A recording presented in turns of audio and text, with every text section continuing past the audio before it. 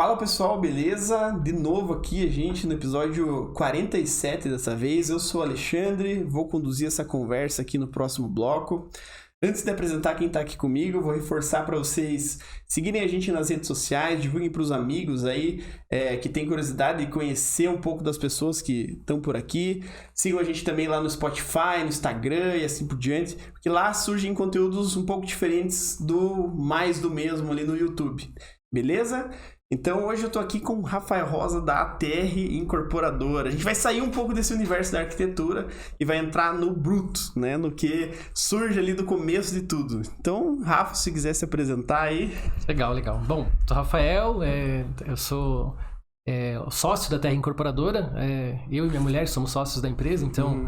Vou contar uma piada aqui que me permita ser um pouco sexista. Fica à vontade. Mas ela tem 1%, eu tenho 99%, mas ela que manda no final, né? Então a gente é uma empresa de uma estrutura societária enxuta. Acho que isso diz muito sobre a empresa, diz muito sobre como a gente acaba se portando. Bom, minha primeira carreira não é o mercado imobiliário.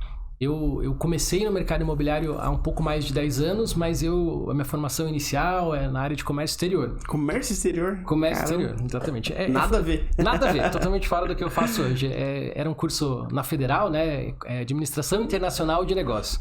Inclusive, acho que foi uma turma de um curso só, porque logo depois a turma descontinuou. Era a mesma turma de administração, com o último ano com ênfase em comércio exterior, com negócios internacionais. Então foi assim que eu comecei minha carreira, acho que esse pezinho da administração ajuda bastante hoje, ajuda na incorporação. A incorporação é a gestão da empresa. Como que a administração está presente em tudo, né? Independente do negócio, você tem que gerir de uma forma. De alguma forma você tem que gerir. Sim, e tem essa nova geração de empresas que surgiram ali depois de 2014, que eu percebo que com as quais eu tenho mais contato. Eu percebo que o quadro societário não é aquele quadro societário só de engenheiros, tem advogado, tem administrador, então eu vejo que não há uma exceção aí. Mas eu comecei a minha carreira no comércio exterior, então a minha primeira faculdade foi nessa área. Construí uma carreira de 10 anos na área de comércio exterior, então... você chegou a... Cheguei a atuar. Você mexia com o quê? Eu trabalhava na área de importação no aeroporto aqui de Curitiba. Eu trabalhei um tempo na Infraero, trabalhava junto com a Receita Federal, com os órgãos anuentes. Eu cheguei a atuar, cheguei a escrever artigos para revista. Caramba! Fiz bastante coisa nessa área. Tinha uma carreira mesmo de 10 anos, interrompi e continuei outra agora, né, há mais de 10 anos também no mercado imobiliário. Na minha primeira pós-graduação, aí foi bem interessante, porque a primeira pós-graduação foi 2011 até 2013, foi na FAI, e foi negócios internacionais. E dá para perceber bem a guinada ali, porque eu comecei fazendo o curso de negócios internacionais, mas a FAI tem uma grade modular, você pode escolher as matérias que vai fazer. E todas as minhas optativas já eram do mercado imobiliário. Então, direito imobiliário, desenvolvimento imobiliário, viabilidade, gestão de projetos imobiliários. Então, ali aconteceu a transição, né, de 2011 para 2013. Sem querer ou não? Cara, eu comecei como investidor no mercado imobiliário. Comecei investindo no mercado imobiliário, tinha uns colegas ali. Eu sou de São José dos Pinhais, morei lá, a TR é de lá, né? A gente entrou no mercado de Curitiba ano passado, mas todo o nosso portfólio principal tá lá. E eu comecei investindo com eles. Eles eram de uma família que tinha imobiliária, então a família já mexia com o mercado imobiliário há mais de 30 anos. E a geração dos filhos, que eram meus amigos, naquele boom do mercado imobiliário de 2008, 2010, eles começaram a construir, eu estava próximo, comecei a investir. E era um negócio muito bom, era um investimento assim que acima da média.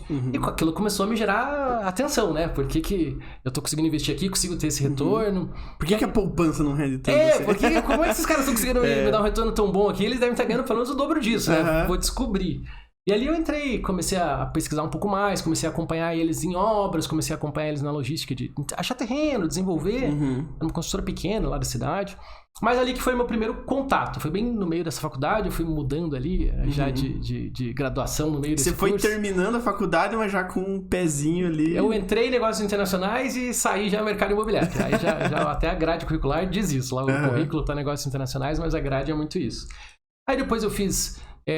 depois de um tempo com a TR já funcionando, a gente abriu imobiliário, então eu fui buscar um curso de me tornar corretor. Eu me sentia mal de estar ali frente aos corretores sem ser corretor, então eu fiz técnico em transações imobiliárias.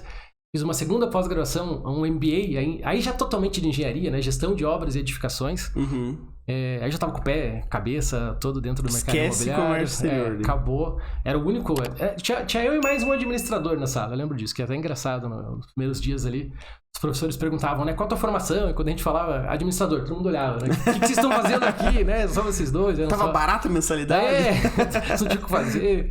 Mas foi muito bom, porque ali eu já tava de cabeça no mercado imobiliário e pude conviver, ter matérias técnicas mesmo, patologias, matérias de gestão de obra, que me permitiram conhecer um pouco mais o mercado imobiliário sem ser engenheiro, né? Então esse cross, essa construção toda é que me fez entrar no mercado imobiliário, né? Foi dessa forma que eu acabei chegando aqui. Caramba, e é bem... assim, é o que a gente chama de, caramba, você sai de um nicho totalmente oposto, porque comércio exterior não tem ligação com nenhum, né? Não... Tem um parênteses, assim, que eu acho que hoje acaba ajudando, é acompanhar muitos índices de macroeconomia, assim, sabe? Eu tô muito de olho lá na crise na China, e isso reflete aqui ontem no meu fornecedor de aço, já me dá um preço mais baixo. A gente tem no grupo de engenheiros hoje, a empresa é bem estruturada, e eu, antes mesmo de acontecer isso, eu já falei, pessoal, vai com cuidado nos contratos de aço, a gente não precisa fechar a longo prazo, não temos mais pressa, porque eu acho que as negociações tendem a ser favoráveis. Então tem um pouquinho disso, de você acompanhar o mercado internacional de alguma forma, né? Acompanhar o dólar. O dólar tem uma frase que eu repito, que um professor meu na faculdade me contou, que o Deus criou o dólar para fazer o economista humilde, né? Então não dá muito para acertar. Mas acompanhar esses índices macroeconômicos, né? Internacionais mesmo, que eu acompanhava desde aquela época, tem um viés aqui de como o negócio acontece, né? Acho que é isso que se aproveitou, porque o resto realmente é totalmente diferente, sabe? É que isso aí que você entra na incorporação, né? Porque quando a gente fala de construção, é o tijolo com argamassa um em cima do outro e pronto. Mas a incorporação é outra coisa, né? Você consegue explicar qual que é a diferença da... Sim. Acho que é bem esse link é bem bacana, porque realmente começa aí. Começa em olhar o mercado internacional, isso que a gente estava falando. Isso vem afunilando para o cenário nacional. Acho que o incorporador tem que ser o cara ligado em notícias. Tem que saber que a Selic subiu ontem, que a ata do Copom não foi muito conclusiva, que está se esperando uma outra alta. Mas subiu mesmo? Subiu. E a ata não foi muito conclusiva. E tem que estar acompanhando isso, porque a incorporação começa aí. Porque o incorporador é uma atividade de longo prazo, né? Então, você tem que acreditar no mercado imobiliário, tem que tentar adivinhar o cenário daqui 5 anos, quando você vai estar lançando, quando você compra um terreno, você vai lançar ele daqui 2, 1,5, mas enfim, você tem que adivinhar, você tem que estar de olhos no cenário, né? Tem que saber como é que está a taxa de juros, como é que está a inflação, que reflete no INCC, mas acho que a grande diferença, a incorporação começa aí, ela envolve economia, não tem como fugir, sabe? Acho que é sempre esse o primeiro passo. E a incorporação começa na fase de achar o terreno, a gente nasceu para ser incorporadora. Nosso CNPJ, a nossa marca, o nosso site é ATR Incorporadora. A gente nasceu para isso, era essa a intenção, como eu era administrador, não entendia nada de engenharia, não queria me envolver com obra, nem com vendas. A ideia era achar o terreno, desenvolver o negócio, ter uma imobiliária que vendesse, né? Uma construtora que construísse e cada macaco no seu galho. Mas essa era o mundo utópico antes de entrar, né? Porque... a construção e a venda acaba sendo um pilar estratégico da incorporação. Então, não dá para andar sem as outras coisas. A incorporação vai tocar da parte de analisar o cenário, analisar estoque, né? Isso é importante para o incorporador. Saber em que bairro a gente vai lançar. Então isso é importante. É engraçado isso, né? Estoque, né? Porque quando você pensa em estoque, você pensa, tenho 4 garrafas d'água aqui. Sim. Você não pensa em terreno, né? Sim. E quando você pensa em terreno, não só o estoque de terreno, mas o estoque da cidade de apartamentos. Ah, é? Tem assim, todo incorporador da cidade aí tá com um slide da Brain, que é a prata da casa, que a gente se abastece muito de dados deles. É um slide com 27 mil alvarás liberados no ano passado, né? Isso só de incorporação e tal. Então acompanhar esse índice é muito importante, sabe? Você acaba tendo... Mas o estoque que eu falo não é nem o estoque de terreno, que é o Land Bank, que a incorporadora tem, esse é outro termo da incorporação, mas é saber que bairro que tem mais estoque, qual que não tem, aonde estão lançando, né? Onde estão esses alvarás. A gente criou um macetinho lá de pegar do site da prefeitura os alvarás, isso é uma dica boa, e dividir a área do alvará pela quantidade de unidade para entender qual que é a tipologia que vão lançar. A incorporação é muito mais dados, né, do que a parte de execução da obra ali. E aí achar o terreno, pensar qual é o bairro que você quer atuar, pensar qual é o tipo de produto que você quer lançar, isso tem a ver com marketing, você tem que... Não dá para tirar para todos os lados, né? A incorporação tem que pensar como eu vou me posicionar e com base em como eu vou me posicionar, quais são os bairros que são minhas opções, né? Não pode atirar para todo lado. E nesses bairros que são minhas opções, então como que eu vou mudar a nuance do meu produto para se encaixar ali numa forma que venha a compor uma lacuna de estoque, né? Que atenda a demanda daquele bairro lá especificamente. E aí, tudo isso antes, analisou a economia, analisou o estoque, pensou na tua marca, pensou no teu produto, isso antes de chegar e falar, agora eu vou procurar um terreno ali. Então, tem um trabalho bem e tudo isso antes, então, de pensar... Pra pensar pra onde... Você acha a região. A região, primeiro tipo de produto que você vai atuar, o ticket que você vai trabalhar, e aí quais regiões se encaixam para aquele ticket que você quer trabalhar, daquelas que se encaixam, qual tem essa lacuna de produto, né, que você pode atuar. E aí você vai procurar terreno, aí que você vai... Eu achei que era assim, você pegava um Uber e colocava sítio cercado até São José dos Pinhais. Não, é perto, né? Tem que ser do Santa Cândida e São José. E daí você ia passando, terreno bom, acho que vou construir. Chegou esse terreno pra mim aqui, eu acho que dá pra fazer uma coisa legal. Não é tão simples assim. Assim, eu não quero ser leviano.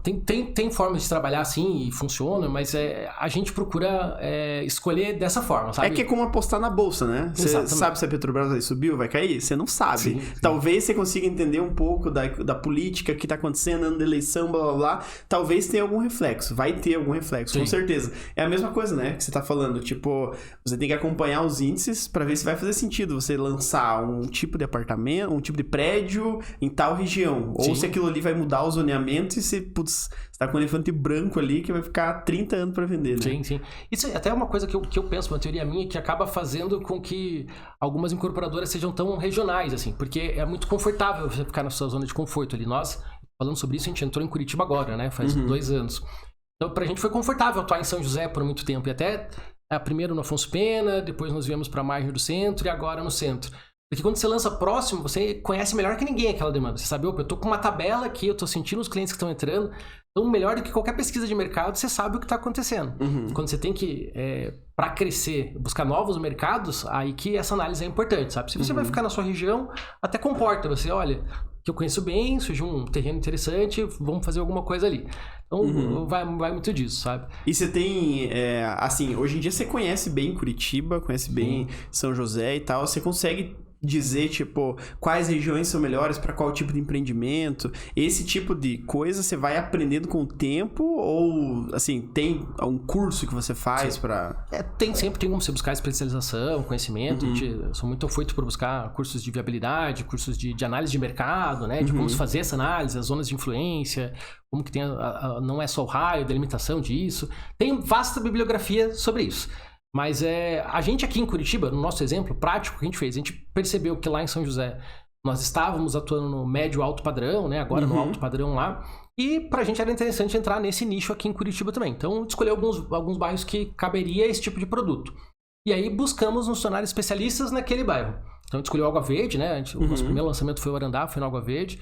E a gente escolheu ali porque era um bairro que tinha uma certa analogia com São José, a região, compactua, analisamos a nossa carteira de clientes. Tínhamos clientes que de Curitiba moravam no Água Verde, principalmente, e compraram em São José, percebemos essa sinergia, percebemos que o ticket ali era proporcional, né? Então é um produto que a gente podia entrar, e a gente se especializou naquele bairro. Não dá para conhecer a cidade inteira, respondendo a tua pergunta. Não dá para saber cada bairro qual que é o melhor produto. A gente escolheu lá, escolheu aqui, inclusive, vamos ser vizinhos de vocês aqui, na Alberto Foloni, a gente tem um lançamento. Então, é verdade. O GVV e o AU é um bairro que também a gente percebeu essa sinergia, e aí resolvemos que eram essas as nossas praças de atuação. Até também pensando numa gestão de portfólio, pensando que eu estou atuando na região sul, com Água Verde, e aqui na região norte, então uma coisa não vai canibalizar a outra. E aí buscamos nos especializar nessa região. Aí sim a gente começa a saber como que aqui e nas regiões próximas o mercado se comporta, onde é que está faltando produto, onde que não está. Mas você também acaba tendo que conhecer a cidade de uma maneira mais macro, assim, né? Porque surgem oportunidades, surgem as próprias pesquisas de mercado, que a Brain, a Sketch, o pessoal divulga, a gente sempre tem que estar de olho nisso, sabe? Tem que estar participando dos eventos da Demo, do evento da Sinduscom, recebendo os relatórios que saem trimestral, recebendo e digerindo aquilo, transformando aqueles dados em informação, tentando entender tudo isso. É que cada um tem uma percepção, né? Tipo, ele não vai te dar um resumo, ele vai te dar dados e você tem que ter a tua percepção do o que você vai fazer, né? A partir dali. Sim, porque aqueles dados eles são gerais, né? Quase que um censo. Então, pro cara que vai atuar no segmento econômico, ele vai olhar já para uma fatia de dados ali que tangem aqueles bairros que ele atua. O cara que vai trabalhar em outro bairro, a incorporadora vai buscar um outro tipo de pedaço daquele relatório para entender. Mas ele não é subjetivo, né? Assim, a gente sabe lá, tem bairros tipo Vila Isabel, um bairro que tinha um estoque pequeno. A gente se interessou em atuar por lá, porque brilhou, né? Tava lá uma ilha sem muito lançamento, sem muito alvará, tem um ticket legal, então não era a região que a gente escolheu, mas a gente percebeu que, analisando como um todo os relatórios, se percebia uma oportunidade lá. Então, tem que ficar de olho nisso, sabe? É uma coisa de acompanhar constantemente. E acaba se tornando mais tácito quando você acompanha todo trimestre. Quando para a primeira vez para olhar isso, entender a cidade, né? É mais difícil de perceber, mas quando você acompanha isso durante anos, a cada trimestre, você começa a perceber os movimentos disso, né? E começa a identificar tendências. Então é um trabalho que funciona melhor a longo prazo. Acho que é essa... Assim, sim, porque assim, olhando à primeira vista, você não tira conclusão nenhuma. Você sabe que, sei lá, sai uma pesquisa, vão não falar de, por exemplo, a ADM, Sinduscom, que daí são órgãos técnicos que normalmente quem vai tirar informação disso é a pessoa que está bem inserida no meio, né? Por exemplo, você como incorporador e tal. Mas sai na Gazeta do Povo, vamos supor, bairros que mais valorizaram e tal. É um negócio bem genérico, né? Porque não quer dizer que ele valorizou que você pode colocar um empreendimento lá, né? Sim. É muito relativo, né? Vai depender do tipo de empreendimento que você tem e tal. Mas é complexo determinar qual região atuar, assim, se sente seguro hoje de... Assim, sim, hoje a gente tá... Essa é a nossa estratégia, a gente também não quer dominar o mundo, não todo de uma vez, mas essa é a nossa estratégia de atuar aqui no AUD, VV e Água Verde, eu tô muito seguro sobre ela. Dá pra se sentir seguro. Por exemplo, quando sai na Gazeta do Povo que o metro quadrado subiu naquele bairro, talvez aquele seja o menos interessante, porque é onde todo mundo vai, né? Então, não é só o metro quadrado subir, é essa relação de... A gente tá tendo uma valorização e tá tendo uma demanda e um estoque baixo. Então, é uma equação que, por mais que seja matemática, você possa criar dashboards disso, analisar isso quantitativamente, sempre vai ter um quesinho de feeling, que é essa coisa de, ao longo dos anos, ter sido construído e perceber e ter suas preferências também, sabe? Mas hoje a gente se sente muito seguro. Essa é a estratégia que a gente tem e assim, a gente tá bastante seguro sobre os terrenos que achamos, as regiões que vamos atuar, os tickets, os estoques nessas regiões. Estamos bastante seguros em relação a isso. E quando você começou na incorporação, você falou que começou como investidor. Hoje em dia, tipo, o mercado é da mesma forma que quando você começou? Tipo... de forma geral, assim, de forma ampla. Você começou... você falou que era uma construtora pequena, uma incorporadora pequena, com terrenos e tal. Hoje em dia, se fosse para fazer a mesma coisa, você faria da mesma forma ou traçaria algum outro percurso? O cenário é bem diferente, né? Mudou bastante coisa em relação à tecnologia. A gente até... Voltando lá à sua pergunta anterior, quando eu saí da carreira de comércio exterior e fui para a incorporação, foi no auge ali de 2013, a gente tá fazendo 9 anos agora, esse mês, né? A gente faz em agosto, nosso aniversário é de agosto de 2013. Então, as vésperas de 2014, que foi o auge da crise e o protagonista da crise era o mercado imobiliário, né? Então, foi aquela... Eu dizia muito essa frase, bem na minha vez, né?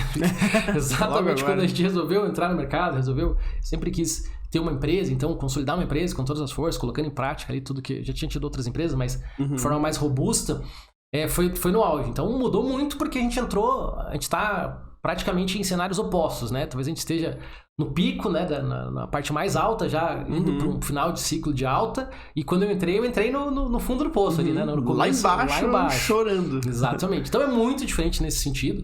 A gente foi forjado no aço aí de passar esses primeiros anos. De certa forma... Era um jogo que muitos players saíram do mercado, porque é aquela coisa, o mercado imobiliário é cíclico, isso...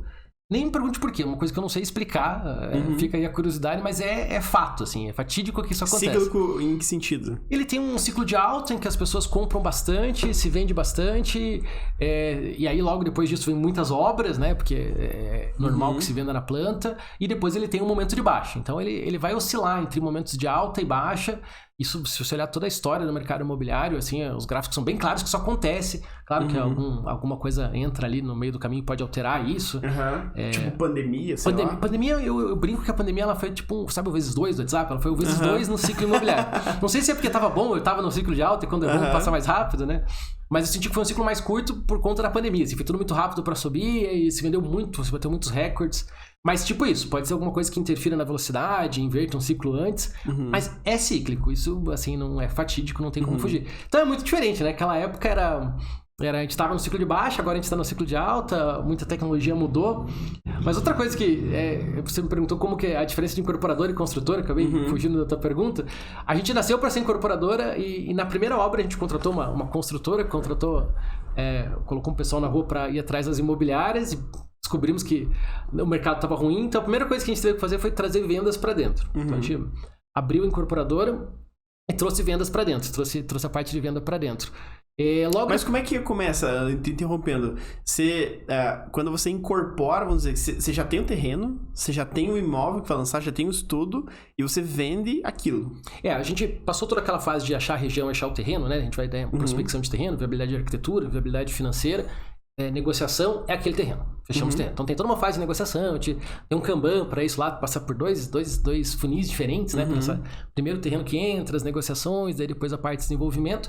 É esse o terreno. Já sabemos a tipologia e o local aqui. Depende do porte do empreendimento, a gente faz um estudo vocacional do terreno. Se é um empreendimento muito grande, cabe fazer para entender mais no detalhe. O que é um estudo vocacional? O estudo vocacional é dizer o que esse terreno tem vocação para fazer. Claro que a gente já fez uma análise prévia, né, da região, como eu te falei, mas olha, será que a gente adapta essas unidades um pouco maiores, um pouco menores, um pouco mais para lá, um pouco mais para cá? Isso para empreendimentos maiores, né? Empreendimentos menores, a gente já vai com aquela tese inicial da busca de que, por exemplo, aqui a gente vai lançar uma coisa de alto padrão, de luxo, porque a região permite. Sim.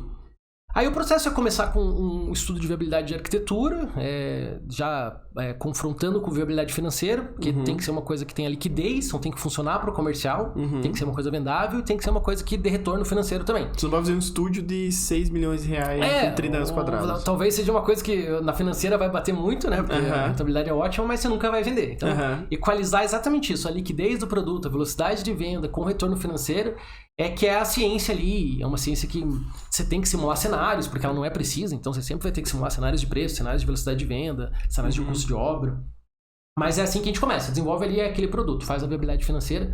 A gente tem um processo, depois que acertou já qual é o produto, percebeu que os números fecham, a gente faz um estudo preliminar em 3 fases, até chegar num estudo preliminar que é a fase que a gente está aqui.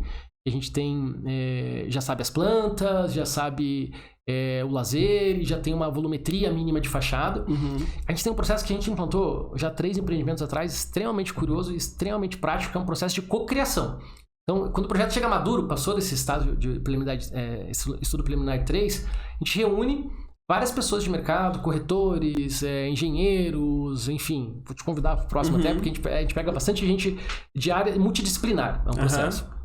E aí a gente utiliza uma ferramenta que é o Mural, que é um quadro de interação conjunta de todo mundo, e faz um processo de estressar com várias pessoas ao mesmo tempo. São 2 sessões de 2, 3 horas mais ou menos, são sessões longas, profundas em cima daquele terreno, para tentar descobrir. Ele começa tecnicamente, assim, de o que esse empreendimento tem, e a gente vai tocando um ritmo com aquilo de sessões de perguntas e termina até num processo sinestésico mesmo. Assim, caramba! É muito bacana, assim, de qual é a cor desse empreendimento, qual é o cheiro desse empreendimento, qual é o gosto desse empreendimento. Mas isso é uma técnica? Isso é uma técnica, a gente se espelhou em alguns... Técnica TR. Não, existem alguns outros exemplos, a gente se espelhou, a gente fez um trabalho bacana com uma agência para um empreendimento nosso, e aí internalizou de uma forma mais dinâmica, e a cada empreendimento a gente vai melhorando um pouco.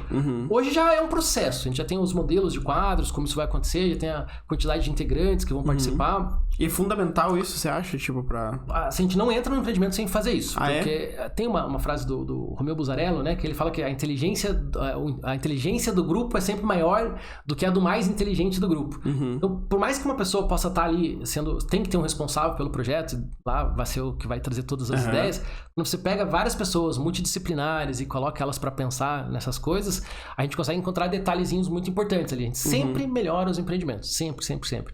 É um processo que a gente traz o nosso marketing junto. Então, para criar um naming do empreendimento, sai desse processo, ele não tem nome. Ele entra sem nome. Ele entra, o JuViver.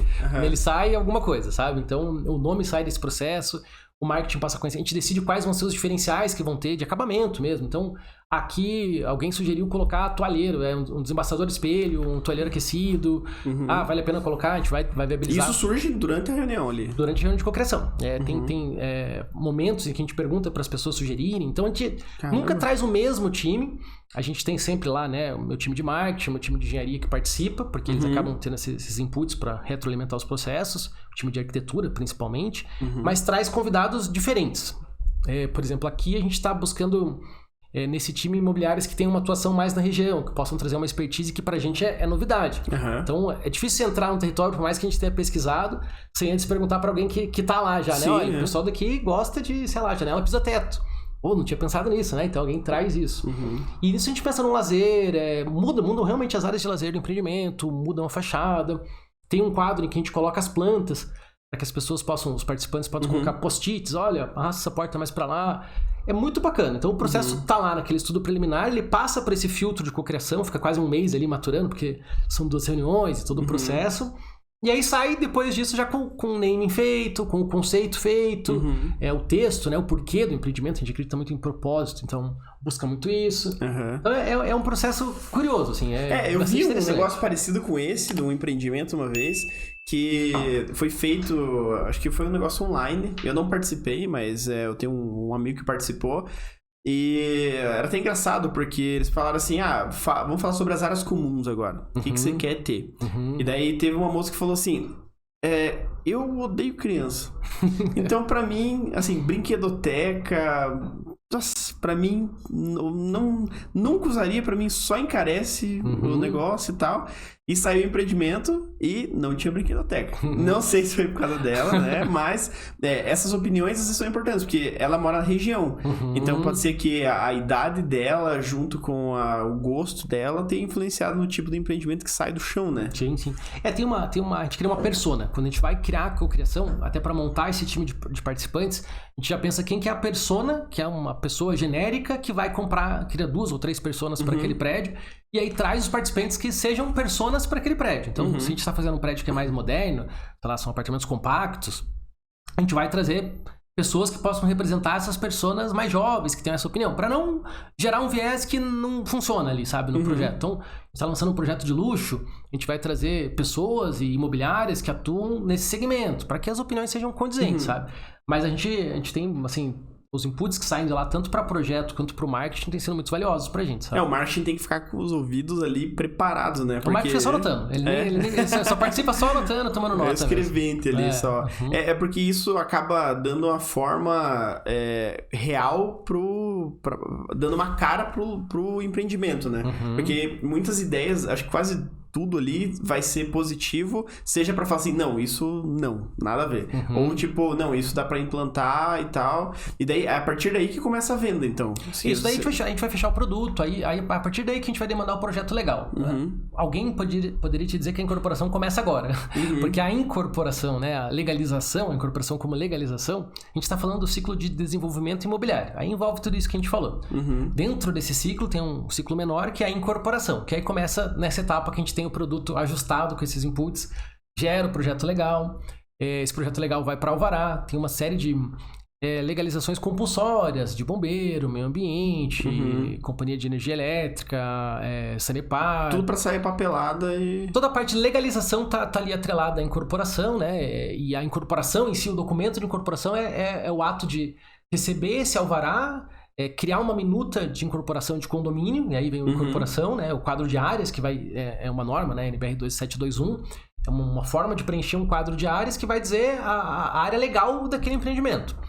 Então isso vai daí com o alvará em mãos, incorporação, quadro de áreas, mais uma série de documentações, vai para o registro de imóvel. E aí é o protocolo da incorporação. Quando sai o protocolo, os incorporadores comemoram, assim, eu vejo que a gente está em grupos de venda, assim, o pessoal, principalmente para estimular o corretor, né, as coisas, saiu a incorporação, postam o RI.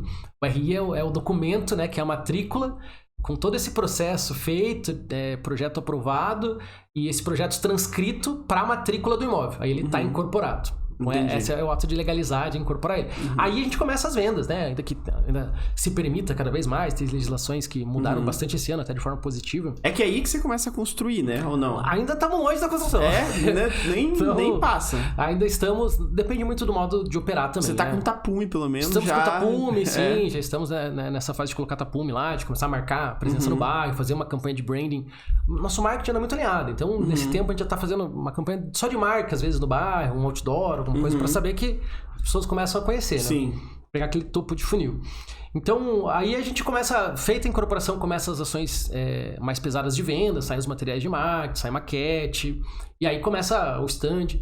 Isso, só uma pausa, depende muito do tipo de incorporadora, né? Existem incorporadoras que trabalham com funding diferente, com funding próprio, que preferem até construir antes de vender. Então, a pessoa vai lá, constrói, depois vai vender, ou na metade da obra começa a vender. Cada uma tem a sua forma, todas funcionam. Então é por isso que depende de quando começa a venda. Você não vai começar uma obra sem alvará e não vai começar uma venda para valer sem incorporação. Acho que esses pontos todo mundo tem que seguir. Mas cada um vai começando um pouco antes ou principalmente um pouco depois. Algumas construtoras se permitem começar um pouco depois. Mas via de regra, todo mundo acaba...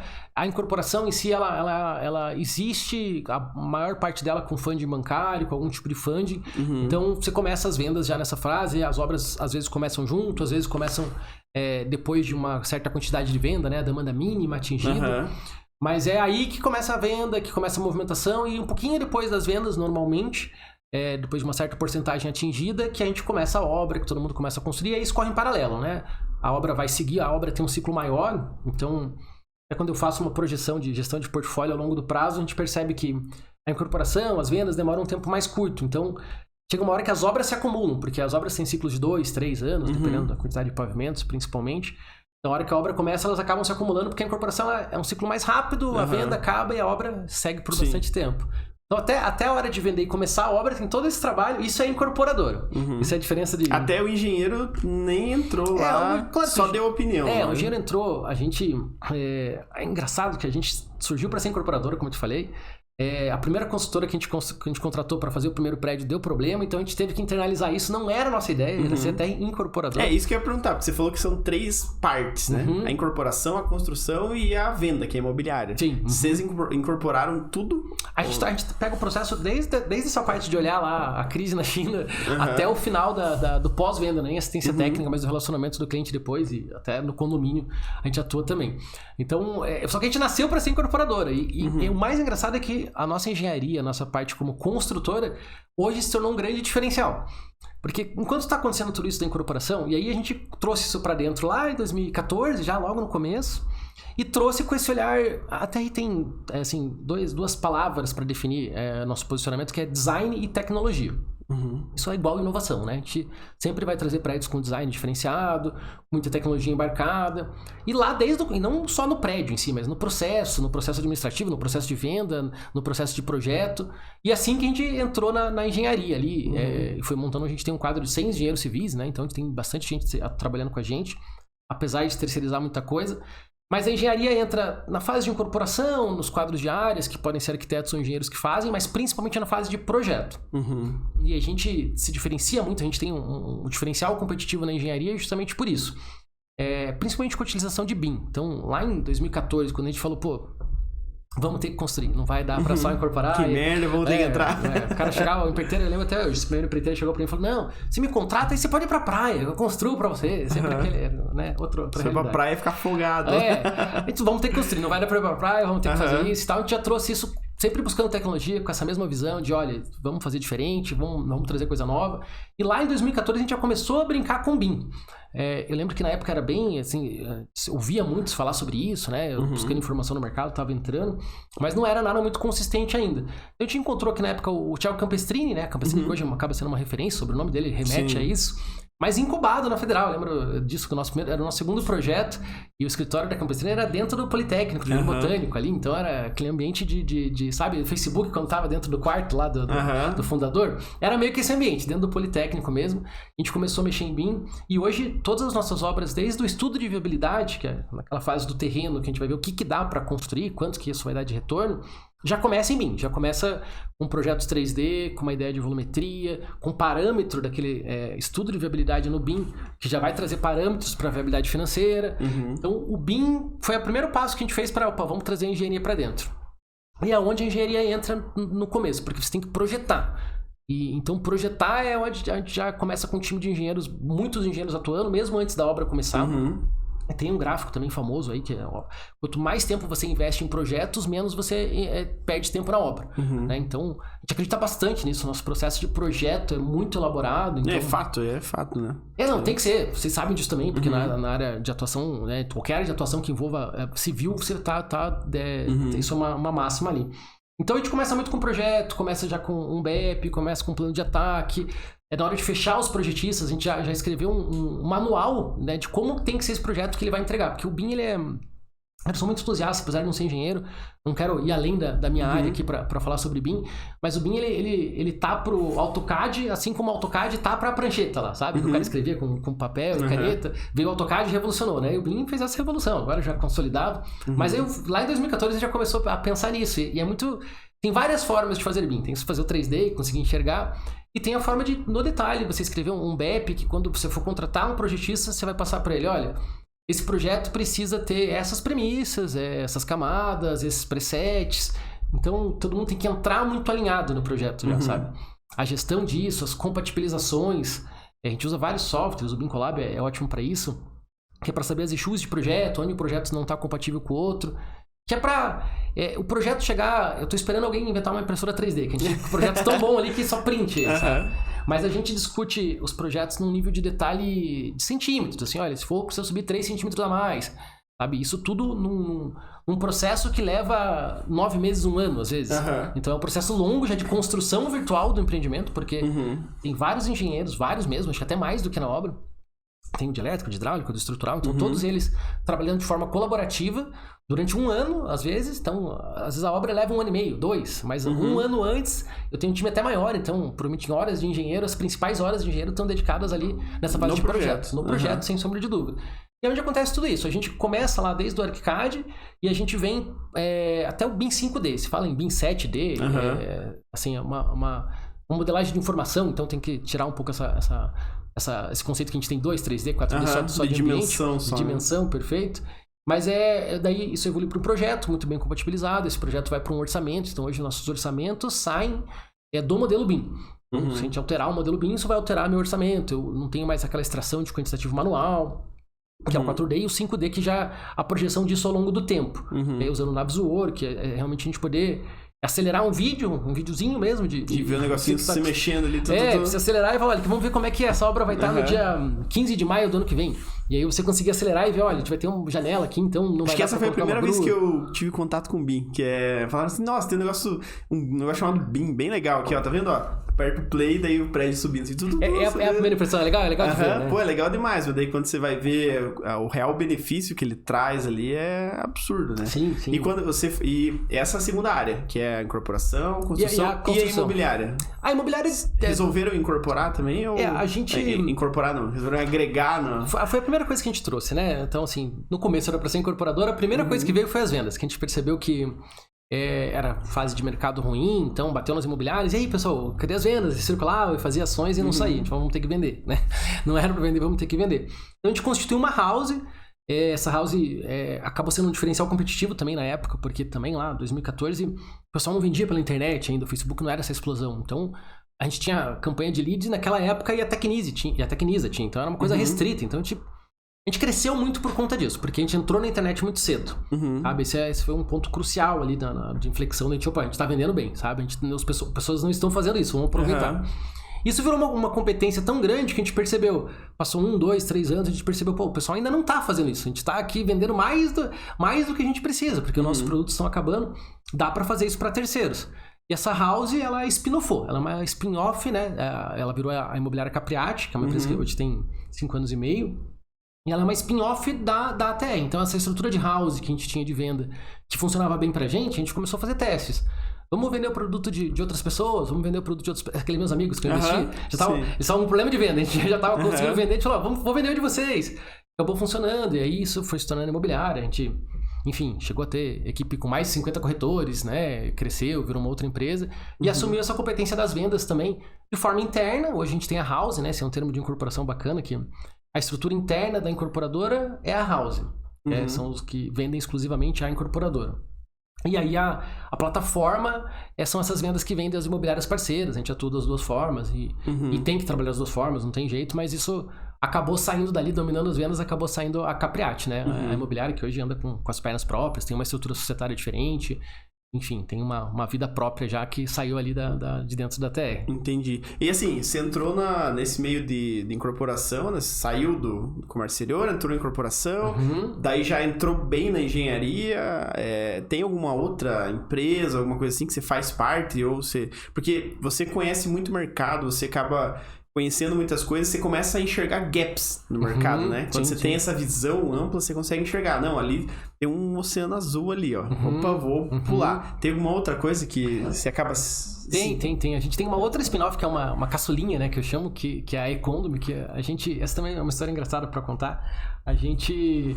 o primeiro prédio que a gente lançou grande foi o Terrazo em São José dos Pinhais. A gente fez um estudo vocacional desses que eu falei com a Brain, e a nossa tese ali junto com o pessoal foi, olha, vamos lançar um prédio inteligente, né? Porque isso tem um apelo legal, tava num momento bom antes de pandemia ainda. Vamos fazer um prédio inteligente, a gente precisa de um aplicativo, né? Como é que vai ser um prédio inteligente que não tem um aplicativo? E na época a gente desenvolveu, junto com uma software house, um aplicativo que pudesse controlar o prédio de alguma forma. A gente desenvolveu um aplicativo da TR mesmo, pudesse controlar acessos, câmeras, fazer algumas reservas de área de lazer. E esse aplicativo acabou spin-offando também e se tornando a Economy. É uma empresa mais nova, ela tem menos de um ano e meio. E é uma empresa de automação, inteligência de acessos e interfone digital. Acho assim que eu definiria ela. É difícil de definir porque é uma coisa nova, como toda startup. Não, e tecnologia é difícil de definir. Como toda startup é teste de hipótese ali. Mas no meio do caminho a gente acabou agregando o interfone e trouxe o interfone para o celular. Então, o fato de a pessoa poder atender o interfone começou a chamar muita atenção. A gente tinha várias funcionalidades, mas percebeu que outras empresas, outras construtoras nos buscaram, né, por conta de conhecer esse produto, e que o interfone foi o que foi se destacando mais, que todo mundo tinha essa intenção de colocar, de trazer. E a gente percebeu isso mesmo, percebeu que o interfone lá na parede, amarelinho, ele acaba estando para a máquina fotográfica que veio para o celular, o GPS que veio para o celular. Você não se imagina mais hoje pegando o GPS, colocando no vidro do seu carro. Enfim, é uma coisa que veio para dentro do celular, né? Então a gente percebe que esse é um caminho do interfone também. A gente percebeu isso e a gente conseguiu desenvolver a muitas custas, porque é um software pesado, envolve programação profunda, com hardware e tudo mais, mas conseguiu trazer o interfone para dentro do celular. Então, o Economy é um software de interfone digital, no sentido que você consegue atender o interfone de qualquer lugar do mundo, e com isso ele traz várias funcionalidades do celular para o interfone. Você consegue ter um histórico de chamadas. Hoje é meio absurdo, depois que você pensa que é possível, você imaginar que no teu interfone você não sabe quem te ligou, a hora que te ligou, você precisar lembrar, olha, que horas que tal pessoa veio aqui em casa. Você não sabe isso, né? É muito difícil para comerciais que tem. Então a gente trouxe isso de uma forma acessível, de você poder olhar teu histórico e saber, olha, tal pessoa me ligou, eu não estava em casa, tal horário, então tá aqui, vou falar com ela, ou alguém me ligou, vou perguntar quem que era.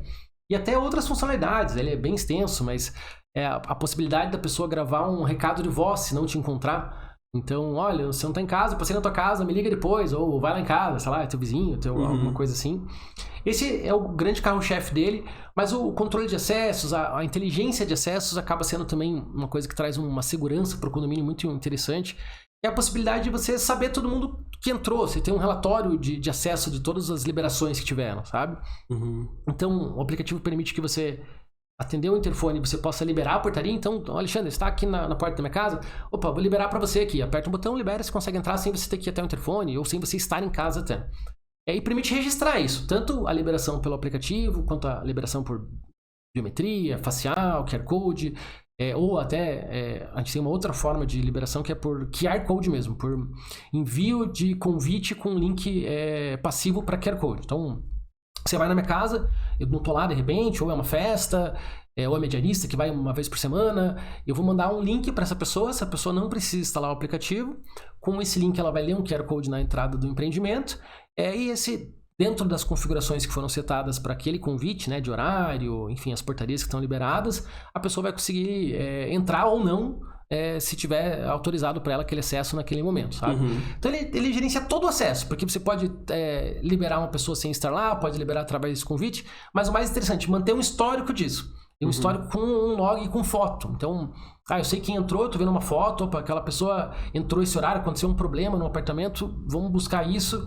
Olha, ele entrou em tal horário, tantos segundos, dá pra ver pela foto que tinha mais alguém junto, tava uma situação estranha. Isso traz uma segurança, sabe? Uma segurança de todo mundo saber que aquilo está registrado, sabe? O horário que você entrou, o horário que tudo aconteceu. E uma série de outras coisas. Ele acabou se tornando desenvolvendo módulos sociais também. Então a gente tem as reservas de área de lazer.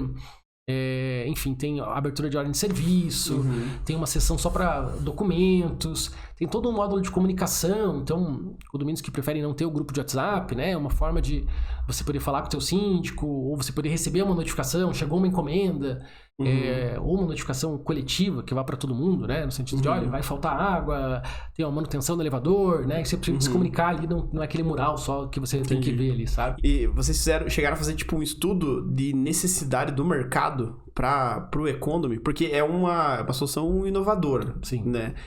Os condomínios precisam disso? Tipo, conseguem encaixar isso num condomínio e tal? Ou ele é focado em algum tipo de empreendimento específico?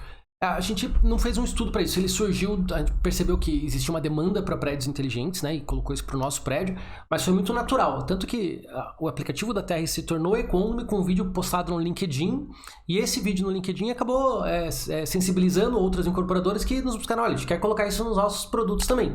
A gente percebeu uma demanda de mercado, mas percebeu naturalmente, sem ter identificado ali uma oportunidade. A ideia era tornar o nosso prédio inteligente, mas se tornou uma demanda quando a gente percebeu que fazia sentido para outras incorporadoras, para outros condomínios. Foi nesse sentido, nesse contexto que ele surgiu. E hoje em dia, nos prédios prontos, por exemplo, é uma coisa que você consegue implantar isso, implementar. Sim, é possível. A gente percebeu que, né, se funciona para as incorporadoras, funciona para colocar em prédio pronto também, né? A gente prefere a entrada através de incorporadoras porque isso envolve uma troca de hardware, envolve principalmente uma cultura do condomínio. Se a pessoa já está acostumada de uma forma, às vezes é mais difícil de mudar. Condomínio, depois de pronto, sempre tem prioridades financeiras e é mais difícil você fazer um upgrade, né, de hardware. Que por mais que seja um upgrade de hardware simples, ele acaba envolvendo algum investimento. Então, no âmbito de incorporadora, funciona muito bem, porque a incorporadora ela não está tirando um hardware e jogando fora, deixando de usar para colocar outro. Ela está só no projeto, já entrando com o projeto de um hardware que não tem uma diferença de preço tão grande e que vai fazer às vezes de integração depois com o nosso software. E você vê com bons olhos, tipo, o benefício que traz para a incorporadora? Sim, acho que esse é o principal ponto que acabou despertando o interesse de tantas marcas por aí. Porque vender o prédio inteligente, você tem um prédio com diferencial tecnológico, a gente sabe que entra a cada ciclo, ou a cada ano, né, entra uma geração mais nova para comprar apartamento, e essa geração tá antenada, tá buscando por esse tipo de diferencial, tá buscando sustentabilidade, mas tá buscando tecnologia também, sabe? Então, o pessoal vê muito valor nisso, e aí você acaba se destacando, porque o prédio do lado não tem. Isso pode ser um fator de decisão entre, principalmente agora, eu comecei falando sobre 27 mil alvarás aí, então é um momento bom para você se diferenciar, porque vai existir produto em todo lugar que você busque, sabe? E você conseguir se diferenciar de forma a usar a tecnologia a seu favor é um diferencial competitivo enorme que a gente percebeu para as incorporadoras. Não, show de bola. E tem alguma outra empresa ou alguma outra coisa que você tá em mente criando ou vendo oportunidade nesse sentido? Olha, é legal você perguntar isso, porque assim, tem uma cultura de startup que é spray and pray, né? Então, eu não sei se vocês perceberam, mas o Rafa é focado, assim, em achar oportunidades no negócio. Então... acaba sendo natural, cara. A gente, às vezes, até evita, assim, conversa. Não vou entrar em mais nada, mas você acaba entrando, porque surge uma coisa interessante. Só mais essa. É que, assim, é muito pelo prazer de estar fazendo, sabe? Então, enquanto é legal, você está se divertindo, eu prego muito isso lá pro meu time da TR, tem que estar sendo legal. Então, por isso que a gente, na TR, a gente não quer fazer o mesmo, a gente quer trazer tecnologia nova, quer fazer um prédio que gere uma sensação, porque a gente quer ter orgulho daquilo, tem que estar sendo divertido. E coisas novas são divertidas, né? Pelo menos pra mim, então eu acabo sendo atraído por ela, tem uma força gravitacional com coisas novas. Eu tenho uma ideia muito caçula, não é uma ideia ainda, a gente tá numa negociação de uma joint venture aí com uma imobiliária do litoral do Paraná, para criar um programa de casas compartilhadas. Pode ser que daqui 5 anos a gente fale sobre isso e você fala, olha, ele apresentou lá no meu programa. Porque no começo, né, sempre, mas principalmente no começo, a gente é muito entusiasta das ideias novas que surgem, e essa é a mais nova. Mas é basicamente a ideia de tornar a segunda moradia de luxo compartilhada. A gente percebeu que o luxo compartilhado existe hoje, né? Existe jatinho, helicóptero, barco. Barco é uma coqueluche, né? De ter barco compartilhado, parece que... Até adesivos eu vejo aqui no litoral, né? Esse é meu, porque o pessoal que tem barco briga com o que não tem, quer só cota, enfim. Então é pra isso. É pra isso o adesivo. E aí a gente tá com essa ideia, a gente teve algumas sessões de reuniões com essa imobiliária que tem um portfólio, uma carteira lá, para que a gente possa, numa região específica, não vou nem citar onde, mas que pra gente é uma ilha perfeita, um momento perfeito ali pra explorar isso. A gente acredita que o imóvel de segunda moradia, isso é estudo, nem acredita. A gente entendeu que o imóvel de segunda moradia ele não é utilizado todo o tempo, por isso que é segunda moradia. Então as pessoas acabam usando 5, 6 vezes por ano, usam menos de 50 dias por ano. E acaba se tornando um passivo muito grande, porque você tem uma casa aqui ou em qualquer outro lugar, às vezes choveu, você caiu uma pedra, quebrou o telhado, você tem que descer lá pra resolver, dá problema no teu alarme, você tem um custo, porque você tem um alarme, você tem a água, você tem a luz, você tem a internet. Ele não vai depreciar, mas ele vai gerar um custo... Vai gerar um tem custo. O jardineiro, tem eletricidade e tal. Quem tem segunda moradia, seja casa, na praia ou no campo, já teve que descer alguma vez só pra resolver isso, sabe? Então, acaba tendo a parte boa, mas com uma parte ruim. Quando você consegue compartilhar isso... E isso já entrou, porque as pessoas que têm já perceberam isso que não usam, e muitas delas já estão, de certa forma, alugando a casa pelo Airbnb, então a casa já não é só dela, ela já está alugando de alguma forma, já tem outras pessoas usando. Então a gente está criando uma experiência totalmente nova em relação a isso. Primeiro porque é uma compra inteligente, você vai pagar menos, você não vai imobilizar todo o teu capital naquilo. Segundo porque você divide todos esses custos, então o valor que... a gente divide uma casa em 8 cotas.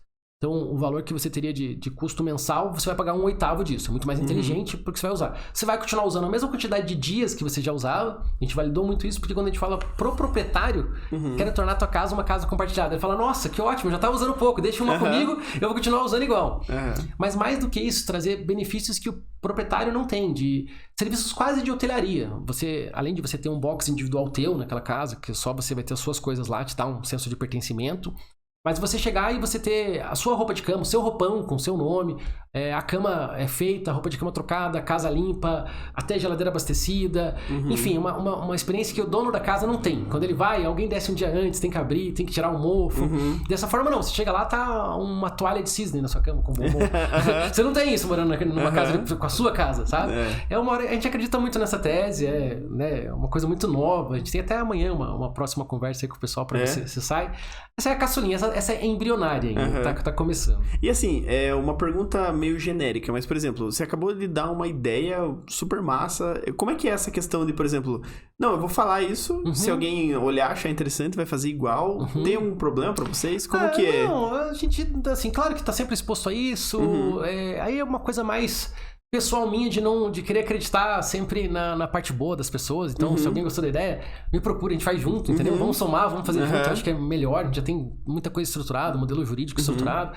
E eu acho que é isso, sabe? Eu acho que uma ideia boa não precisa ser guardada, porque uma ideia boa, de repente a pessoa não vai usar ela igual, mas vai gerar outra ideia boa, melhor lá na frente, com alguma outra coisa. Então tem que espalhar mesmo. É que é muito relativo, né? Porque a pessoa pensa, nossa, mas podia ter sido eu que criei o Facebook, podia ter sido eu. Mas, nossa, é muito relativo. Muito relativo. Assim, e entre ter a ideia e fazer tem um gap muito grande, né? Assim, a ideia tem literalmente o gap que podia transformar a pessoa, realmente, pode ser uma puta empresa gigantesca, mas esse gap às vezes nem é tão grande que nem chega à fase de execução, né? Quando fica um das ideias, você já perdeu, você já não passou pra frente. Sharing is caring, né? Eu acho que é compartilhar e cuidar, e a gente segue essa máxima aí no geral, não só com as ideias empresariais, mas dentro da gestão do time. Acho que é importante compartilhar, isso é de mim, assim, acho que faz parte. Não, show. E tipo, quando você era mais novo, sei lá, antes de pensar em entrar em faculdade e tal, você já tinha alguma... Porque assim, conversando contigo, dá pra perceber que você é muito focado no que você faz. Você falou, você não é engenheiro, mas você fez pós, beleza, você buscou conhecimentos. Você não mexeu com imobiliária desde o início, mas você já sabe como é que funcionam os processos. E a incorporação é um processo, cara, chato, doloroso, pelo que eu tô vendo aí. O que tem de papel caramba, dá pra fazer umas 3 Amazônias. Antes, quando você era criança, já pensava, a tua cabeça já funcionava dessa forma, tipo de... Não, vamos criar, vamos pensar, vamos agir, vamos... Eu acho que sim, eu sempre fui meio empreendedor, até nas brincadeiras. Você está me perguntando, pergunta profunda, né? Pergunta mas profunda. Eu tô lá buscando, tentando lembrar como é que era, mas eu acho que sim, eu sempre tô lembrando de algumas coisas que eu que tocava a brincadeira, eu que criava a regra. Eu sempre gostei de empreender. Eu não entrei na administração por acaso, assim, eu queria ser empresário. Eu sabia tudo que eu queria fazer. Não foi o curso que sobrou. Tem muita gente que entra na administração, não sei o que fazer, vou fazer administração, né? Então, ou é o que deu certo. Não, eu era isso que eu queria fazer administração, queria ter uma empresa, por isso que a época de abrir a TR foi importante, porque tinha concretizado 10 anos planejando pra fazer isso, sabe? Então eu sempre quis ter uma empresa, sempre gostei de... Cara, isso a incorporação realiza muito, mais do que uma empresa. Que é de você imaginar antes de todo mundo, ficar pensando, ficar arquitetando aquilo, depois você faz, e aí quando todo mundo vê, a pessoa consegue entender que aquilo demorou tanto pra ser feito. Só você conhece aquilo. Só eu sei o prédio que vai ter aqui. Só eu não, agora bastante gente sabe. Mas tem um momento que você sabe aquilo, ninguém mais sabe. E aí você pensa tudo aquilo e depois você coloca aquilo pro mundo real, sabe? Você realiza uma necessidade de estar criando, uma forma de arte, sabe? Você empreender, arquitetura, criar alguma coisa. E acho que é nisso que eu busco ali, desde sempre, alguma realização, né? Tá criando coisas novas. Entendi. E a tua esposa, você falou que ela atua junto lá ela minha chega chefe. a atuar ou não? Atua. É meu braço direito, minha sócia, minha parceira, advogada. Então, ela tá envolvida com uma série de questões as questões mais chatas ela cuida. Eu cuido das mais... Errou um problema, ela resolve. Divertido. Mas ela é minha parceira, tá sempre envolvida comigo, me ajudando a tomar as decisões. Entendi. E se hoje em dia, sei lá, alguém que tem... Porque hoje em dia, o mercado imobiliário, ele tá super aquecido, né? Que nem você falou, eu não sei... A gente não sabe até onde vai o aquecimento, vai começar a esfriar um pouco. Mas quando a pessoa tem contato com esse mundo da incorporação, tipo... Vou começar comprando um terreninho ali, ó. Vou começar tentando construir e tal. O que você recomenda pra quem gosta desse mercado aí, quer começar? Claro, não, vou comprar um terreno na Batel, vou fazer um prédio lá de 75 andares. Não é assim, né? O que você diria pra quem quer começar nesse... Não, assim, a maioria das histórias que eu conheço não deu certo na primeira. Então a persistência é muito importante. Você tem que primeiro errar. Assim, a não ser que você... Assim, as histórias que dão certo na primeira já saíram de alguma... em outra incorporadora, alguma disseminação, mas a pessoa que começa do zero e vai tentar, para dominar todos os pontinhos do processo, que é muito longo de desenvolvimento, a gente falou um pouquinho sobre ele, mas ele é extensíssimo, né? A gente quase não entrou na obra, na execução, que é um outro mundo à parte. É muita coisa, então demora tempo, por isso que as incorporadoras que passam ali de 4, 5 anos, elas têm já um conhecimento que não dá para buscar na teoria, sabe? Então, o primeiro conselho é persistência, não faça só um, já pense num ciclo de se esse primeiro não der, eu tô estruturado para fazer mais 2, pelo menos, mais 1, mais 2, porque a persistência é muito importante, é uma coisa que é difícil acertar de primeira, pelo menos 100%, então esse acho que é o primeiro conselho que eu dou. E o segundo é o que eu disse, assim, tá muito ligado aos sinais de mercado, não é um mercado que tolera desaforo no sentido de você ser aventureiro, eu gostei daqui, eu vou fazer, eu passo todo dia aqui, eu acho que dá para fazer alguma coisa, só porque a minha região não dá para achar, né, quando você tem que sustentar aquilo durante 5 anos e tá envolvendo cifras altas, né? Que a construção acaba envolvendo pela natureza da operação. Então, persistência e analisar quantitativamente, né? Claro que com feeling, mas sempre buscar dados antes de saber o que vai fazer, o que pretende fazer. Porque o feeling, ele é muito importante, né? Sim. Porque é dali que talvez parte o início de tudo, né? Não, eu acho que aqui tá, mas aí você vai lá pra ter embasamento. Você confirma, não... Realmente, o meu feeling tava próximo, dá pra gente construir aquilo que tava imaginando e tal, nesse sentido.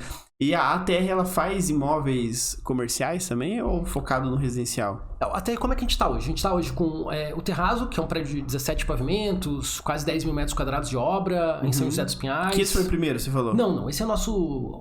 não, o Arandá foi o primeiro, né? Em Curitiba o Arandá foi o nosso primeiro. O que a gente tá construindo hoje, né? A gente tem um portfólio anterior desses 9 anos, mas em obra hoje a gente tem o Terrazo, que tá com 70%. Aí, logo depois do Terrazo, nós lançamos o Arandá, na Rua Maranhão, aqui no Água Verde. É um prédio que agora tá na fundação, a gente tá terminando a fundação lá. Só residencial. Aí nós lançamos o Lume. O Lume é um empreendimento muito bacana, cara. Vale a pena até eu trazer uma pontinha dele aqui, porque ele é o nosso primeiro imóvel arte, um empreendimento carregadíssimo de arte, desde o lançamento da praça. A gente fez uma praça no terreno, coloca lá grupo de jazz pra tocar, um trio de jazz de amigos meus que vão lá sempre pra tocar. É um empreendimento muito bacana que a gente tá na fase de vendas agora, tá chegando na metade dele vendido, vai começar a obra. Nesse empreendimento, a gente fez um primeiro ensaio de colocar uma cafeteria, que foi mais pelo conceito do prédio. Foi a primeira vez que a gente colocou um imóvel comercial. Então, a gente percebeu que esse mix pode ser interessante. Lá, o terreno ele fica às margens de uma praça, muito bem localizado, inclusive, um dos mais requisitados lá da cidade. Foi um bom negócio? Foi um excelente negócio, assim, é um terreno que muitas pessoas queriam fazer negócio lá. A gente já sabia, a gente em São José tem um portfólio, esse bairro, o bairro São Pedro, a gente realmente quer transformar ele. A gente já estava de olho, era um bairro que era R2, mudou para ZC2, a gente já estava acompanhando isso desde das audiências do plano diretor para ir para lá, sabe? Um bairro de altíssimo padrão, com muitos terrenos. Então a gente quer transformar aquele bairro. Então a gente tá com o Terrazo lá, 2 quadras para cá tá o Lume. E a gente percebeu que aquela cafeteria faria sentido, porque tinha praça, então geraria uma integração, a arquitetura propôs essa integração num prédio, uma rua de paralelepípedo, muito tradicional, que tem uma feira, então coube perfeitamente, vestiu o prédio ali de uma forma inédita, foi um negócio muito bom, o prédio ficou muito bom. Sempre o atual é aquele que está mais empolgado, esse é aquele que a gente conseguiu finalizar e tal. A gente percebeu que o comercial funcionava na dose certa e também com o conceito certo para o prédio. Aí a gente está trazendo nos próximos empreendimentos um pouquinho de mix disso. Então esses são os prédios que a gente tem em obra agora, né? Na mesma rua Maranhão, pouquinho depois do Água Verde ali, mas na Maranhão, na mesma rua do Arandá, a gente tem um próximo empreendimento que lá são apartamentos mais compactos, mas o zoneamento é muito permissível, ele tem um incentivo para comercial. Então a gente já fez todo um térreo dele com pé direito duplo e metade do térreo com um espaço para uma galeria. Lá já tenho 350 metros de comercial, com pé direito duplo, mezanino, estacionamento próprio. Então lá a gente já teve bastante coisa. Aqui na Alberto Foloni, bom, aqui melhor do que ninguém, você sabe que é um bom ponto comercial, né? Alberto Foloni é uma rua muito conhecida. Então a gente também gostou dessa ideia de misturar o comercial com o residencial, até para dar mais liquidez para o estoque, não se canibalizar, né? Um apartamento a menos e, de certa forma, VGV. Isso pode ser um diferencial para o prédio, né? Como a cafeteria foi, como a galeria vai ser. E aqui a gente estruturou um prédio que tem para Alberto Foloni também um imóvel comercial. Para Alberto Foloni esse imóvel comercial. Sempre construiu residencial, mas a gente enxergou numa forma de trazer um misto, mas um misto principalmente residencial. A gente enxergou uma experiência legal que a gente está fazendo e está funcionando. E esses projetos que estão sendo desenvolvidos aí têm mostrado que isso funciona legal. Então a gente está com um pezinho no comercial, mas muito superficial por enquanto, sempre misturando com residencial. Entendi. E uma pergunta íntima. Fique à vontade. Como é que se negocia um terreno? Cara, é uma arte, é um casamento. Negociar um terreno é a venda mais difícil, a compra mais difícil do mercado imobiliário, porque envolve muita emoção ali. Tem negociações... Porque nunca é um terreno assim, um terreno baldio, que tá abandonado, que você só vai ligar e falar, pelo amor de Deus, leva isso. Sempre é um negócio visado, Esse é o sonho do incorporador, que a pessoa saiu, demoliu, colocou um tapume, aprovou um projeto e te traz pronto. Existem empresas que são especializadas nisso, elas pegam os terrenos que são oportunidades, viabilizam um projeto ali, às vezes não aprovam, mas já te apresentam com um estudo de massa. Ó, tá aqui o projeto, aquele terreno limpo que o incorporador gosta de ver, né? Não vai te dar trabalho. E já com um projeto para você fazer conta. Esse é o melhor para você analisar. Mas a maioria das vezes não é assim. Esse terreno já tá sobreprecificado. Alguém já colocou ali, já industrializou ele de alguma forma. Você já perdeu uma pedaço. Alguém já vai ganhar num pedaço do processo. Aí varia, assim, esse terreno aqui, por exemplo, são 3 terrenos diferentes, então tem muita complicação nesse sentido, quando você tem que equalizar 3 famílias diferentes. Documentação e até expectativa de 3 famílias, né? Às vezes você precisa, cada uma tem uma intenção diferente, um prazo diferente, está num momento de vida diferente. Então é uma arte, cara, é uma arte porque você tem que... tem um valor sentimental, normalmente os terrenos que são bons são terrenos que tem uma casinha lá, não é aquele terreno que já tá com vocação, que todo mundo sabe. Então às vezes a pessoa tá morando, a pessoa muitas vezes, e muitas mesmo, tô puxando pela memória, mas acho que quase todos os projetos que nós fizemos são terrenos que nós negociamos com as pessoas que viveram lá por décadas. A pessoa viu o filho crescer, a primeira vez que andou de bicicleta, então tem um valor sentimental muito grande, sabe? Então, isso é uma arte de mostrar para ela um pouco do que vai ser construído, porque a pessoa que está vendendo um terreno que ela viveu a vida inteira, ela indiscutivelmente tem um vínculo emocional ali que ela não vai se desfazer só por dinheiro. Então elas prezam muito por, olha, o que vai sair aqui, né? Elas já têm uma ideia do que elas querem que saia. Vai ser uma fábrica de cigarro. Eu não quero isso, sabe? Ou, vou fazer um prédio feio. Até isso, por isso que o design, sendo um diferencial nosso, acaba nos dando uma vantagem nessa negociação. E as pessoas veem outros prédios nossos e falam, legal, eu gostaria de ver isso no meu terreno, eu gostaria de passar aqui daqui uns anos e falar, olha, eu morei, tá vendo esse prédio lindo, tá sendo lançado no meu terreno, eu morei nesse terreno depois de o prédio pronto. Então é uma arte, cara, equalizar tudo isso. Cada negociação é uma negociação, é muito diferente, envolve toda uma análise, né, de potencial do terreno também, porque às vezes a pessoa dá um valor muito alto para aquele terreno, mas ele não tem um potencial tão grande, né? Então mostrar isso para ela, olha, explicar, tem parâmetros urbanísticos aqui. Ela fala, tem um prédio do lado aqui que tem, sei lá, 20 andares. Fala, não, mas tem um H/6, você tem que afastar o prédio da divisa, o teu terreno é estreito de certa forma, não dá para fazer 20 no teu.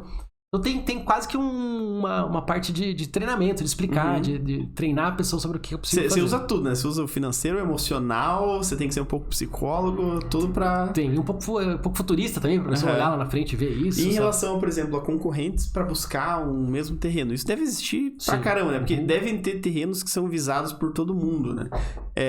Isso acontece também, tipo, vai negociar, não, mas me ofereceram mais baixo, mais alto, vou vender pra eles. Existe esse tipo de coisa, né? Porque quando a gente pensa em, vou comprar um tênis, vou vou comprar, sei lá, tinta. Ah, você negocia ali, não, dá um descontinho, fechou, beleza. Agora terreno é um negócio super grande, né? Tipo, é um valor alto e ainda quando é um bom terreno, muita gente tá envolvida, né? Ah, não, você vai pegar um concorrente da TR, que também tá de olho lá e tal. Esse tipo de negociação existe também? Sempre acontece, porque a pessoa decidiu, a não ser que tem terrenos que você vai lá e explora, a pessoa ainda não avisou pra ninguém e acaba saindo um negócio. Não é normal. Normalmente a pessoa decidiu vender e ela quer receber mais do que uma proposta, até pra comparar se essa proposta é boa ou não, né? Sim. A gente evita entrar em leilões que a pessoa tá oferecendo pra muita gente, porque aí se perde um pouco a não é o objetivo daí. Não é o objetivo, mas sempre tem, a pessoa vai colocar, e normalmente as incorporadoras que a gente acaba conhecendo, que são nossos amigos, acabam sendo as que têm interesse na região, que, enfim, tem porte pra tocar um negócio. Que daí você manda mensagem, fala, você tá negociando lá nessa fase. Não, acontece muito. Esse terreno da Maranhão, não vou citar nomes aqui, mas a gente entrou nele ali, e aí até foi no evento do Sinuscom que a gente tava, que eu falei, cara, preciso falar com vocês. Tem um terreno aqui que eu tô negociando, e ela me falou que tem várias propostas, e uma proposta é de vocês, como é que tá, né? Eu sempre... Com quem a gente tem uma relação mais próxima, assim, eu sempre prezo por conversar antes, sabe? E aí, nesse caso que foi bem essa conversa, ela, não, pô, até olhou no celular, não, realmente esfriou a negociação lá, não andou, acho que ela não quer mais seguir, então pode ir, sabe? Então a gente conversa antes pra se... Não, mas é legal, né? Sim, legal. eu acho que tem uma questão ética, né, cara, assim, as incorporadoras, a Curitiba é pequena, as incorporadoras são poucas, a gente tem que ser parceiro de uma certa forma, de abrir e falar, olha, tô aqui, não, cara, já investi pesado lá, é uma grande aposta minha... então, deixa isso pra mim aqui, numa próxima, talvez seja um terreno que pra você estrategicamente seja mais importante. Claro que todo mundo tem interesse em fechar. São negócios, né? São negócios. Mas, tipo, a ética também prevalece. Tem que prevalecer, né? Não dá pra... Mas acontece bastante. Você nunca entra num terreno sem ter outra pessoa negociando também. Sempre Se tem. for, show de bola, é muito difícil. Talvez tenha achado... É muito difícil. Ou tem um cemitério indígena embaixo. Tem alguma coisa errada. Quando você entra num terreno e não tem ninguém, normalmente você... Peraí, o que tá acontecendo Mas aqui? essa questão de, tipo... concorrência, então acaba não existindo. Assim, na hora da venda, claro que você quer que comprem da TR e não da XYZ. Mas na hora de terreno é um outro tipo de concorrência, né? É bem parecido, porque é bem as mesmas que vão concorrer na venda, né? Que normalmente já estão no mesmo nicho, que vão estar procurando os mesmos terrenos. Então essa concorrência pelos terrenos também existe. A gente tenta se diferenciar, a gente tem 9 anos de CNPJ, a gente tá fazendo esse mês, quase 10 anos de CNPJ, e sem nenhum processo, sem nenhuma reclamação no Reclame Aqui. Isso é muito raro, é difícil. Construtora acaba tendo, envolve uma dissonância cognitiva. Muita gente, né? É muita gente, é uma dissonância. Você vende na planta, a pessoa vai receber, ela cria toda uma expectativa. Então é difícil. A gente tá mantendo esses 10 anos sem nenhuma reclamação no Reclame Aqui, e isso pesa bastante a nosso favor quando a gente entra numa negociação de terreno. A gente pode falar, olha, dá uma olhada lá, veja se a gente perceba o nosso produto de alguma forma. Não vai vassourar o terreno. Converse com outros permutantes, isso funciona bastante. Olha, o pessoal fez negócio com a gente, converse com ele para saber como é que foi. Então tem toda uma... Você tem que ter um histórico, tem que ter alguma coisa para se diferenciar, assim como para vender o produto, o apartamento no final. Você tem que ter um diferencial daquele apartamento, né? Seja o e-condo lá instalado, seja alguma coisa. Na hora de comprar o terreno, de fazer a negociação, você precisa ter um diferencial para ela escolher você. Entendi. Por que eu vou negociar com você e não com a outra que tá me fazendo proposta, né? Por exemplo, imagine se você achou um terreno, vai comprar o terreno, vai dar certo. Normalmente é dinheiro ou sempre entra muita permuta, coisas nesse sentido? Permuta é muito tradicional no mercado. A negociação é sempre meio misturada. Puramente permuta é uma coisa mais rara de acontecer, e aí normalmente tem um preço mais alto. Mas cada caso é um caso. Vai muito da análise do negócio ali mesmo. A permuta é muito comum no mercado imobiliário, porque ela é muito oportuna para o proprietário do terreno. A não ser que ele tenha pressa, né? Eu preciso me desfazer do terreno, eu tô com... Aquela liquidez ali.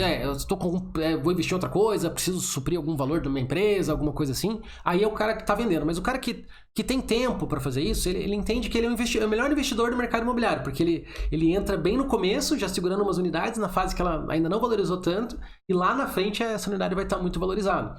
Então, acontece assim, essa é uma frase que às vezes eu falo pro proprietário que tá em dúvida. Eu falo, ó, o que você vai fazer com o dinheiro dele? Eu tava pensando em pegar e comprar um apartamento em algum lugar. Eu falei, então, não faz sentido, né? Se você vai ter que comprar em algum lugar, já compra aqui, né? E aquele viés emocional da pessoa querer manter o bem, de certa forma, sabe? Eu quero receber mais apartamentos, mas eu vou ficar pra mim. Não vou morar, talvez, mas eu quero ter um lá, porque eu cresci a vida inteira lá. Eu quero poder dizer que eu tenho um apartamento lá. Acaba fazendo... A pessoa não quer abrir mão daquilo que ela viveu, toda uma história. Não quer ficar nem que seja com um pedacinho, né? É em permuta que é a humanidade que ela acaba retendo depois. Entendi. Não, show de bola, show de bola. Legal. Ó, foi muito bom receber aqui, ter essa experiência, porque, assim, eu achava que incorporação era legal. Agora eu não acho mais. Acho muito complexo, porque não é só andar de Uber aí, achar terreno, e vamos comprar e constrói e tal. Mas, ó, muito obrigado por ter tirado esse tempo aí pra conversar com a gente. E é isso aí. Eu que agradeço. Foi uma honra, foi um prazer conversar com você. Sempre é, né? E aqui foi muito gostoso também o bate-papo. Show de bola. Então, pessoal, obrigado quem acompanhou a gente aí até o final. Reforço para seguirem a gente nas redes sociais. Vejam os lançamentos da TR lá. Se vocês tiverem um terreno bom aí no GVV, pode falar com o Rafa. certeza que tem uma negociação envolvida aí. Mas é isso aí, pessoal. Acompanhem a gente aí nos próximos episódios e a gente fica por aqui. Até mais. Até mais.